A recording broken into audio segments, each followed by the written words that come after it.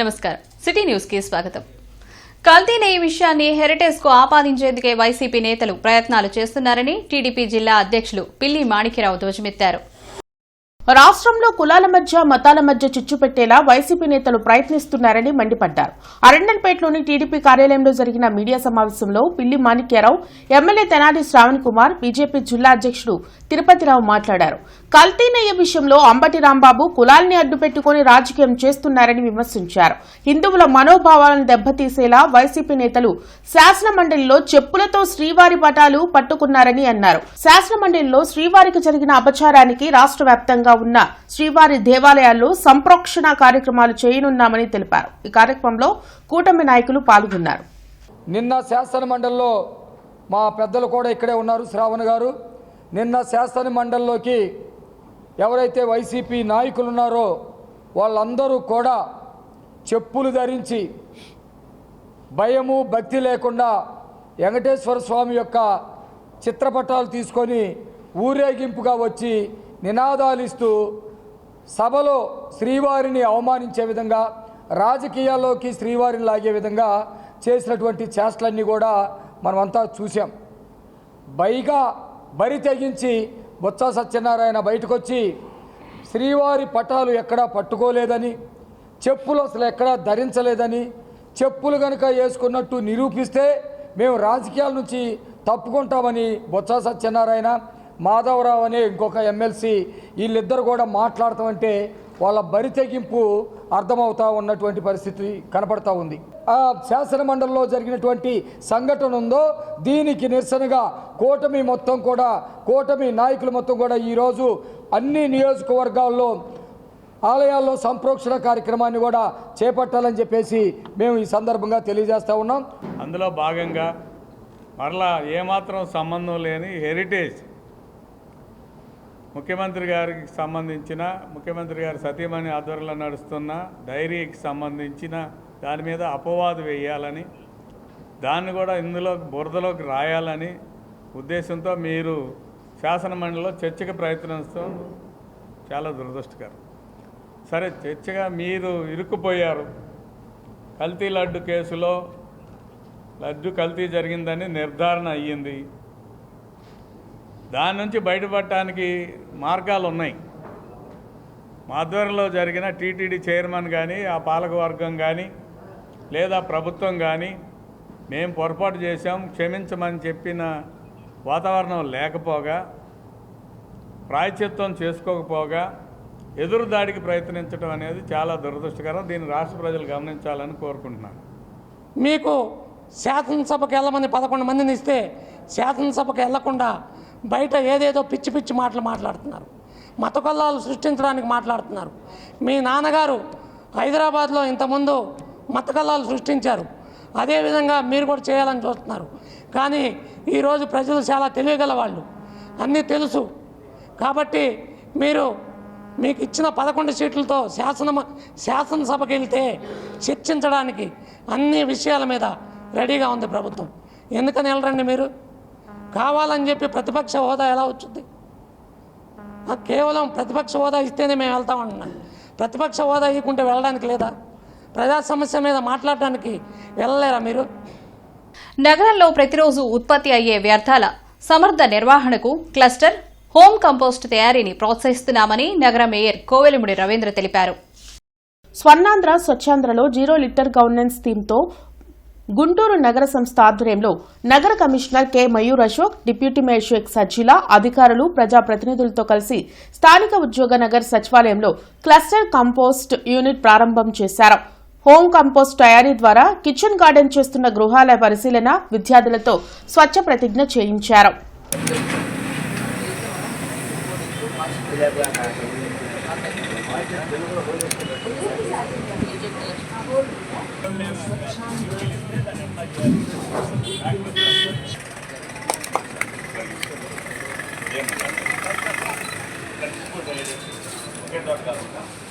ఢిల్లీలో జరుగుతున్న ఏఏ సమ్మిట్లో యూత్ కాంగ్రెస్ నేతలు ఆందోళన చేయడంపై బీజేపీ నేతలు ఆగ్రహం వ్యక్తం చేస్తున్నాయి.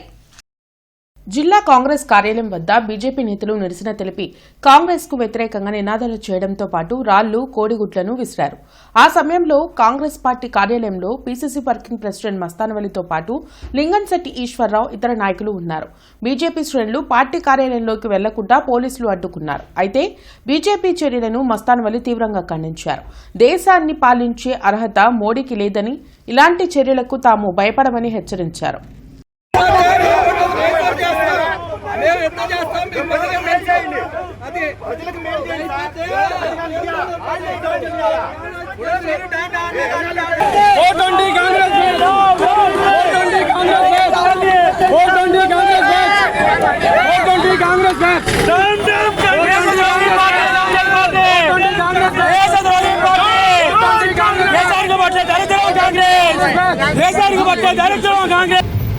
ముందు ప్రివెంట్ అరెస్ట్ హౌస్ అరెస్ట్ చేస్తారు.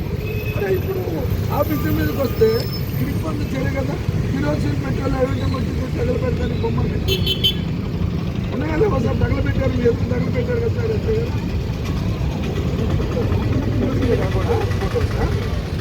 రిపోర్ట్ రాశాను సార్ నేను మర్దాను.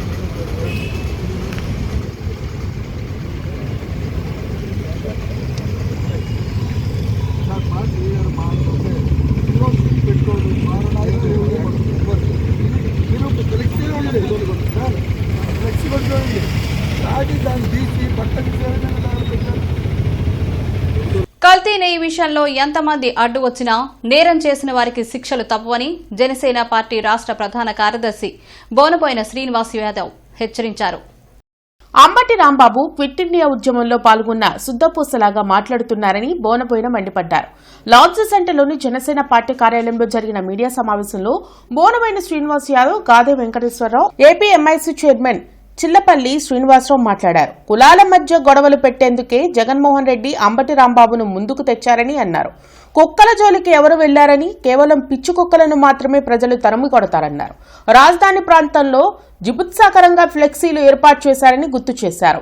వైసీపీ సిద్ధం సభలో పవన్ కళ్యాణ్ పోస్టర్లను చెప్పులతో కొట్టించారని మండిపడ్డారు. కులాల మధ్య చిచ్చు పెట్టే సంస్కృతిని జగన్మోహన్ రెడ్డి మానుకోవాలని హితవు పలికారు. ఈ కార్యక్రమంలో మిర్చాడ్ వైస్ చైర్మన్ బిట్రకుంట మల్లిక, ఇతర ముఖ్య నాయకులు పాల్గొన్నారు.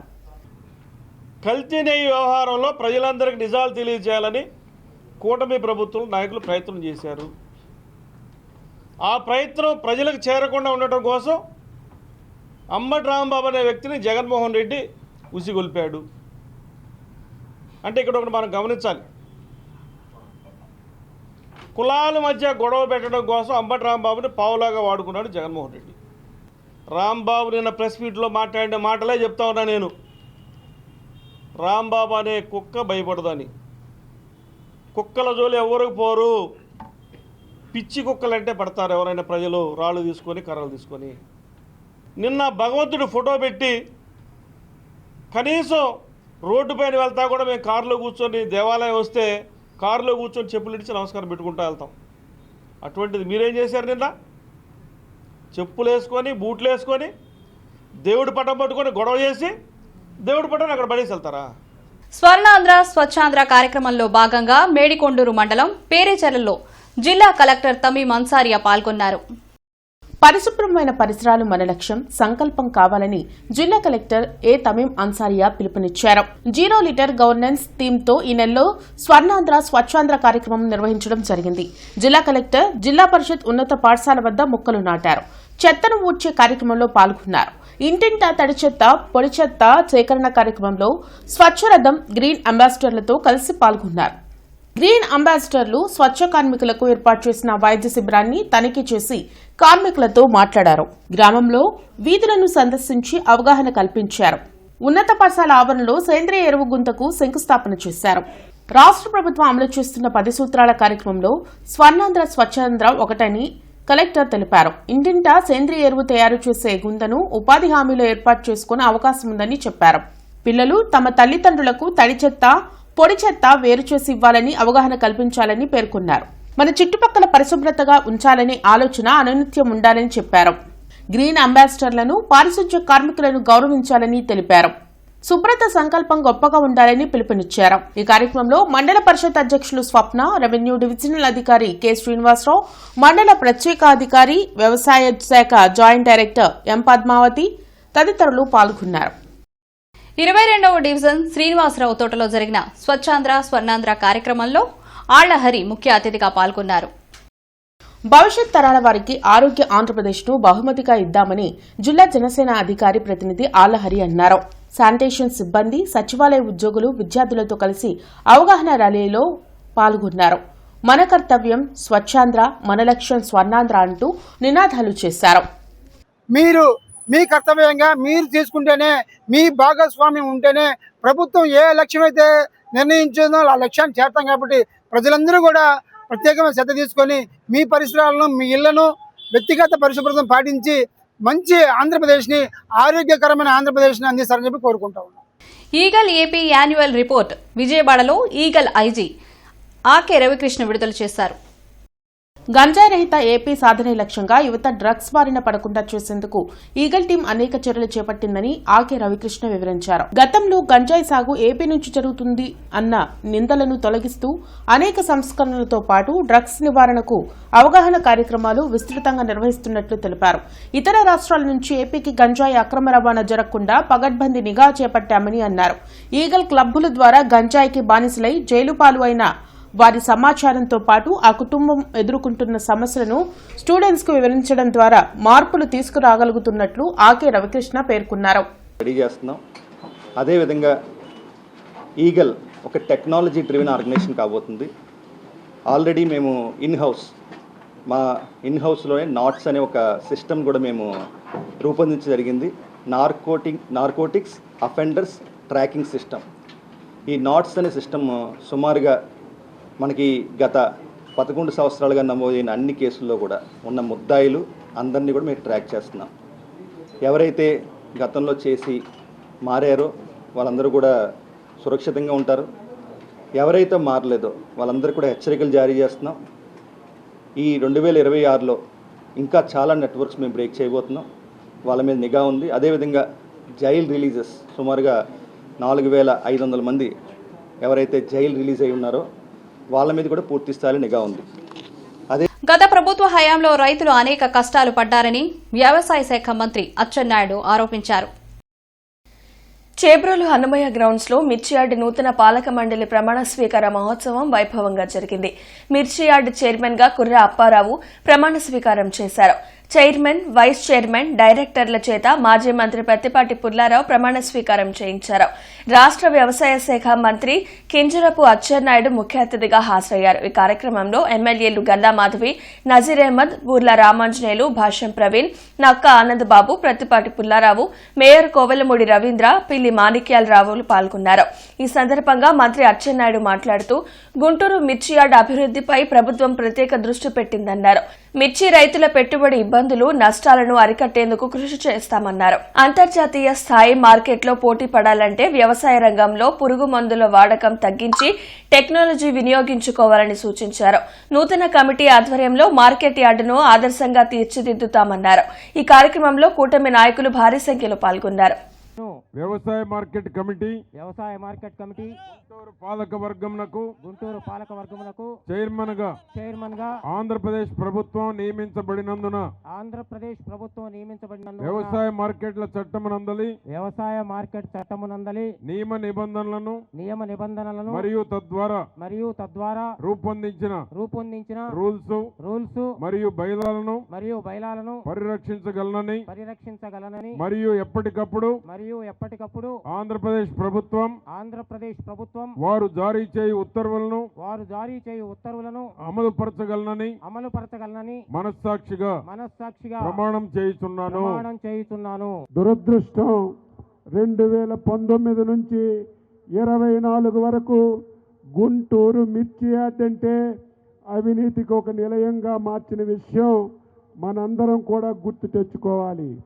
మళ్ళీ ఆ వ్యవస్థని సరిచేసి ముందుకు తీసుకువెళ్ళవలసినటువంటి బాధ్యతలు స్వీకరించినటువంటి అప్పారావు గారికి, వారి కమిటీకి ఉంది అని చెప్పి ఈ సందర్భంగా తెలియజేస్తున్నాను. 20 మాసాలు అయింది ఈరోజు ఈ ప్రభుత్వం రైతుల గురించి పనిచేస్తున్నాం. ఎక్కడ ఏ రైతుకి ఏ సమస్య వచ్చినా, ఏ పంటకి గిట్టుబాటు ధర రాకపోయినా ప్రభుత్వం వెంటనే స్పందించి రైతుకి ఇబ్బందులు లేకుండా అనేక విధాలుగా మనం ప్రయత్నం చేస్తున్న విషయం మీ అందరికీ కూడా తెలుసు. ఈరోజు 20 మాసాల్లో అనేక సమస్యలు వచ్చాయి, అనేక పంటలకు ఇబ్బంది వచ్చాయి. అయినా సరే రైతు నష్టపోకూడదని 20 మాసాల్లో 1200 కోట్ల రూపాయలు పెట్టి రైతుకి గిట్టుబాటు ధర ఇచ్చిన ప్రభుత్వం చంద్రబాబు నాయుడు ప్రభుత్వం, ఎన్డీఏ ప్రభుత్వం అని ఈరోజు సగర్వంగా ఈరోజు చెప్పదలిచాను.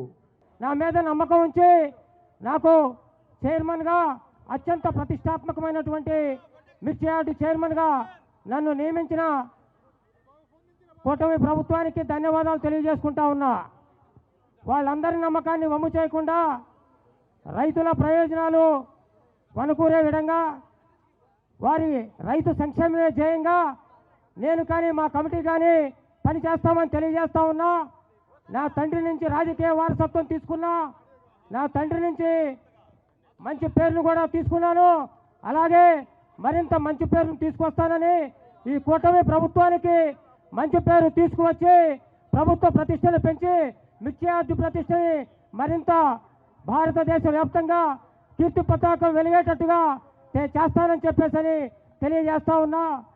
రాబోయే రోజుల్లో మిర్చి యార్డుకి సంబంధించి రైతులకి మేలు చేసే విధంగా పాలసీలు రూపొందిస్తారని, అట్లానే శాసనసభ్యుల సహకారం, అట్లానే పెద్దలు పుల్లారావు గారు, అచ్చెన్నాయుడు గారి ఆశీస్సులు, వారి యొక్క అనుభవాలతోటి బాడీని మిర్చి యార్డ్ని విజయ పదంలో నడుపుతారని ఆశిస్తున్నాను. ఇవి నాటి వార్తలు. నమస్కారం.